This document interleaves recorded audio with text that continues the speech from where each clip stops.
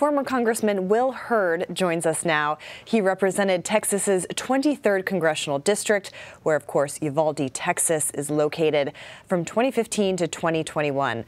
Congressman, thank you so much for being here. It's great to see you, and we appreciate your time. As I mentioned, you represented a district that included Uvalde, Texas. It seems like the more we learn about the response to this mass shooting at Robb Elementary School, the more damning it seems. Here's an area that had an armed force specifically designated to protect schools. But beyond that, what else could we be doing to protect schools, to protect children, in your view? Well, that's why understanding what actually happened that day that the Uvalde killer massacred all those children is important, not only for closure for those families in that community.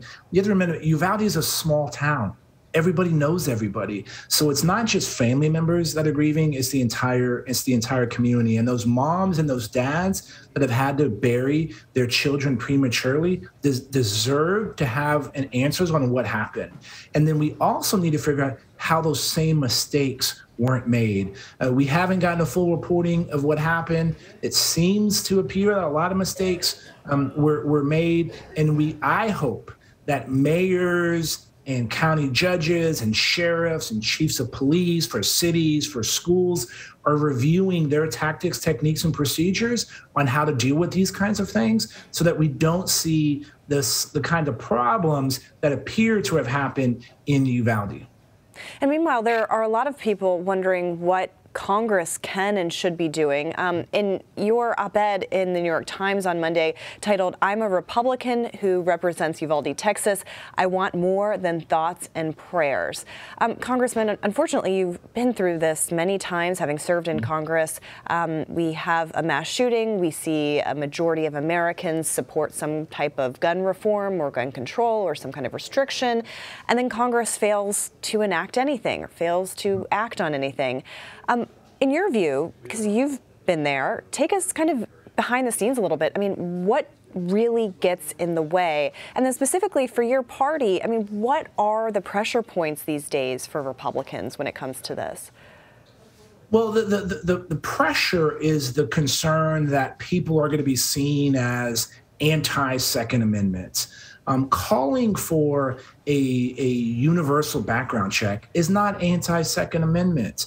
The fact that every responsible gun owner I know have gone through a background check. It's plain and simple. Calling for an increase in age to buy a semi-automatic weapon. You already have to be 21 years old to buy a handgun. And let's say if you want an 18 or a 19 or a 20-year-old to be able to purchase a semi-automatic rifle, maybe they go through the same background checks and training that you have to do in order to go hunting. This is not restricting anybody's constitutional rights. This doesn't prevent a family from going out and shooting birds or going hunting.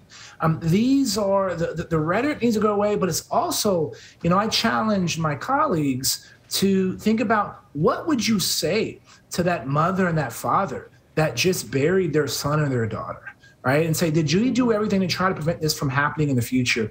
What's been mind-boggling to me is the number of emails and texts and calls I've gotten from friends.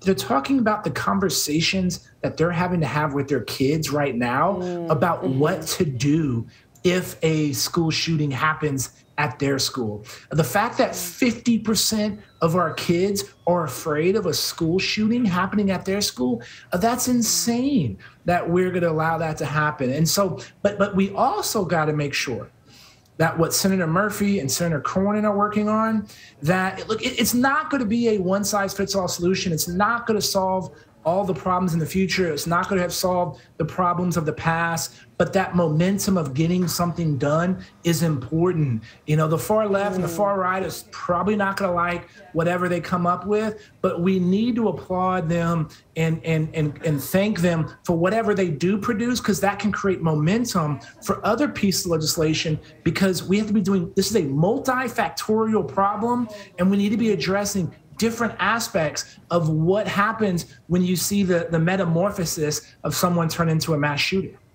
And Congressman, when you say that lawmakers don't want to be seen as infringing upon any sort of Second Amendment right, I wonder, is it coming from the base? Is it coming from outside groups like the NRA? I mean, it's just really fascinating to me that you had former President Trump, a few years ago after Parkland, talk about taking people's guns away before due process was administered. I mean, he's been able to kind of say things on this. He's been supportive of red flag laws. The NRA seems to have kind of become a shell of what it used to be. But is it the Republican Party base at this point putting on that pressure on lawmakers, or is it coming from the lawmakers themselves? Look, I think it's a narrow group of individuals, whether it's on social media, that are the loudest. That's usually what prevents many of these things from happening. I know y'all did a recent poll, and I know you've been focusing more on the 44% of Republicans that think that these shootings are a way of life. But I focus on the 56% that think that something ultimately needs to get done, and I think that's the change. I think the fact that we're seeing some of the teachers that were there, that we're hearing from some of the kids in Uvalde on what they went through, I think those testimonials are going to be impactful on potentially seeing more change happening. More people are still talking about this. Most schools are out. A lot of times these conversations and these events fade from the conversation in the news and on social media. This is continuing. And so I hope that Uvalde is an example to where we see some movement this week with what those senators are working on. And then that builds trust to say, hey, okay, we can get something done and we continue to do more. Because in my opinion, anybody who thinks that nothing can be done, then they need to go look for another job. In your op-ed, you also say that we can't retreat to our political corners and repeat the same repeated talking points. I mean, it kind of seems like that's happening again. But now that you're out of Congress, has your perspective changed at all since you've left? No, because look, it's evolved. Well, I had an A rating in the NRA. They supported my reelections, but I also listened to groups like Moms Demand Action, and I was one of, I believe it was 8 Republicans who voted for H.R. 8, which was a piece of legislation extending, growing background checks and having universal background checks. And so this was reasonable steps to make sure that we're protecting our kids and protecting people going to grocery stores and going to the hospital. These are not places that we should be afraid to go.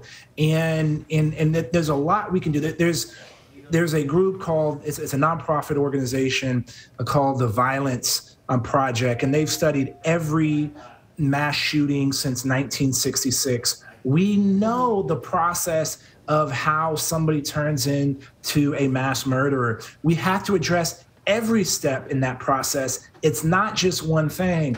And then we also can't criticize those people that actually are going to do something. If there is this Senate bill that comes out and gets passed, people are going to say it's not enough. Well, movement matters. And that's going to build some momentum to try to do things in the future. Certainly sending an important message. Congressman Will Hurd, thank you for your time. We appreciate it. And of course, we're thinking of your community. Appreciate your time. Thank you.